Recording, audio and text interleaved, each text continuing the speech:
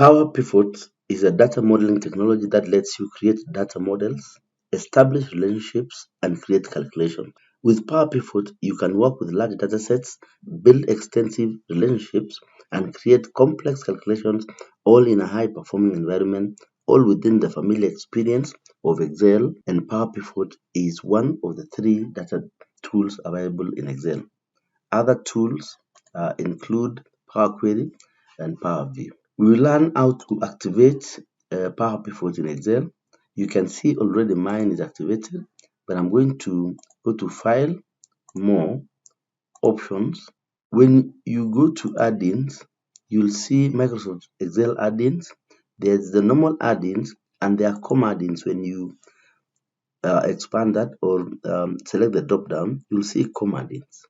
Under COM add-ins, click Go. Under Go, you'll see Power Pivot for Excel, which you need to put a tick and click OK.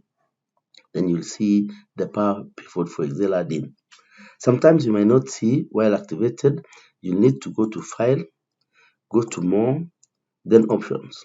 Then from the Customize ribbon, you'll see on the right here, you'll see the add-ins that you've activated. If Power Pivot is not ticked, then you'll not see it on your Excel ribbon. The Power Pivot interface has Manage, creating measures, which is common in Power BI, KPIs in Power BI, adding your data to the data model, detecting what if your Excel has already a data model, or the settings for Power Pivot.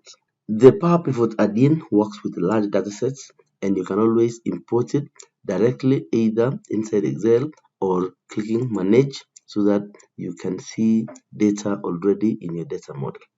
Thanks for watching.